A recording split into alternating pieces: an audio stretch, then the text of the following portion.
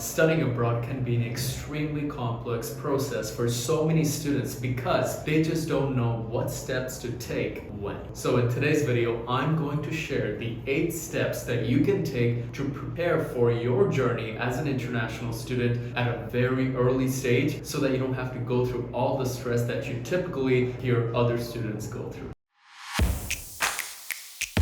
What's happening, everybody? My name is Z and I make extremely helpful videos like this for you guys who are planning on studying in places like Canada, US, UK, or Australia. Now, what are the 8 steps that you can take over time to make your journey as an international student easier? Number 1, forget about your admission requirements, forget about your visa. You gotta get your parents on board. And this is extremely important. Look, I own a company called Connected where we actually help students study abroad. It's most often than ever, the problem that we actually come across is not with this student, not with their program of study, but the lack of preparation, the lack of knowledge their parents have. Because due to lack of inaction or planning from the parent side, even if the student gets all the admission and everything done in the right way, 90% of the time they get stuck in the visa phase because maybe the parents didn't plan financially properly, maybe they didn't maintain the 6 months or 3 months or 1 month of bank statements in the right way, maybe they didn't groom their income properly and set up their assets and income taxes in the right way.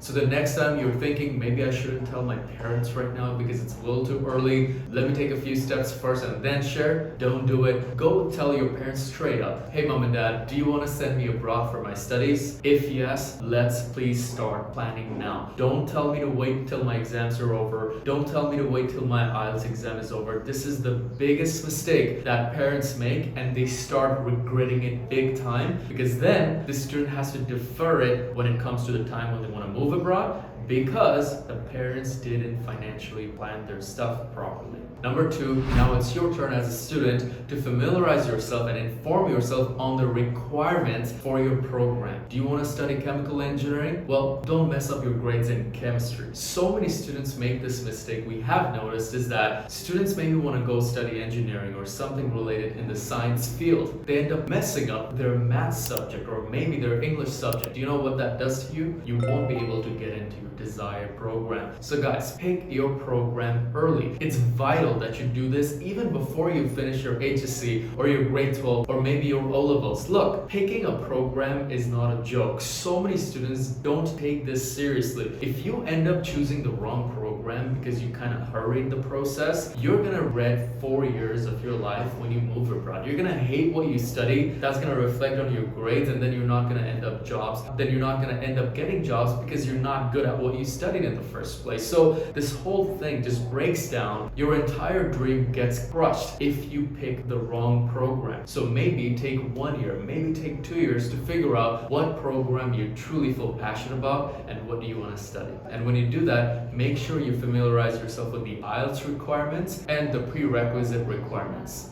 Number 4, don't rely on the hype stuff. Don't look for a top-ranked institution. Don't look for cheapest institution. Don't listen to somebody who never studied abroad but advising you to go to a place just because their uncle studied there or maybe their cousin studied there. This is the wrong thing to do. So many international students rely on advice of other people who don't have first-hand experience. Forget all of that. If you want to pick the right location and the right institution in Canada, simply research which city offers the most career opportunities related to your field and go there. Obviously, pick the city that matches your budget. However, there are cities in Canada that will not have any relevant job opportunities related to your field. You should never go to those places because at that point, it doesn't make any sense for you to invest all that money and not end up with a job that you wanted to get in the first place. So make sure when you're picking the right institution and the city, that city has tons of job opportunities related to your field. Put some research research into that.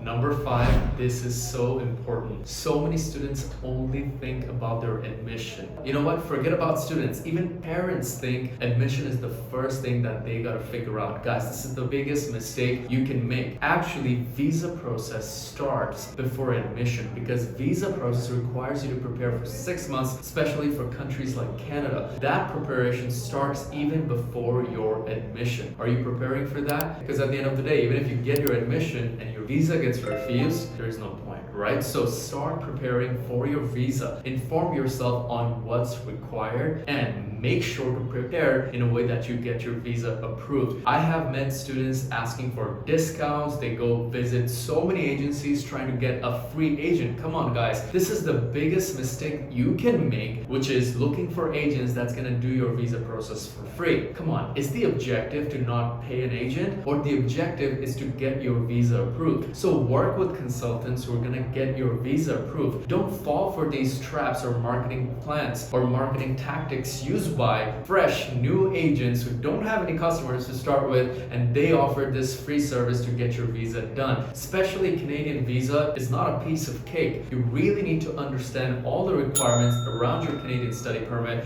and pick the right person who knows what they're talking about. So don't fall these zero money traps. Even if it costs you $0, even if it costs you $1,000, go work with somebody who knows what they're doing and will make sure to get your visa approved, because that's your objective. If your visa gets rejected, you're gonna lose about $1,000 in the process anyway. The tuition fee that you're sending to your university, the refund you're gonna get after, they're gonna deduct $500 from it through just bank transfer fees. So don't get your visa rejected by working with an agent who's just gonna offer you zero service fee, because you won't have anything to hold them accountable to. So make sure to pick the right person who can help you. Once you have prepared for your visa, it's time to set some goals. So many students try to do the entire admission and visa process by themselves. Look, guys, you don't try to pick up a book and learn how to fix your own heart. You go to a doctor. So let the admission and visa part be done by an agent that you can trust. However, your goal is to become successful as an international student. So set some goals. Who do you want to become? What kind of milestones do you want to hit if you move abroad? What do you need to do in order to get there? Create a career map. The reason I was successful as an international student is because I had already written down what kind of goals I would have before moving abroad. And once I moved abroad, all I did was start crushing them. Number 7, learn how to communicate. This is something that you have to master before moving abroad. Think about it. If I put you in the street right now, would you be able to maintain an amazing conversation with a stranger? If the answer is no, you need to pick up some skills related to communicating, because when you're going to move abroad, you will not know anybody. You're going to be left alone, moving continents away from family, and it's a completely new culture with new faces all around you. That's going to put you in a very uncomfortable zone. But hey, if you have some good communication skills, you'll be able to make friends easily and start networking and really optimize your experience as an international student. And lastly, prepare for what's coming. This is not an easy journey, guys. So many international students underestimate the work that goes into preparing for being an international student, which is why you don't often hear a lot of success stories of international students, because they don't prepare, because most students don't prepare and they move abroad and they struggle a lot and they never get to the peak of their dreams. So prepare early, make sure that you inform yourself on the entire journey as to what's involved, so that you can take the right decisions at every single step. That being said, hope this video helped, and if it did, make sure to like the video, share it with your friends, maybe someone you know want to study abroad. Show this to your parents. They are the biggest decision makers in the process and they need to be prepared. If you have any questions, make sure to let me know in the comments and follow me on Instagram at @side_zihad. And with that, I guess I will see you in the next video.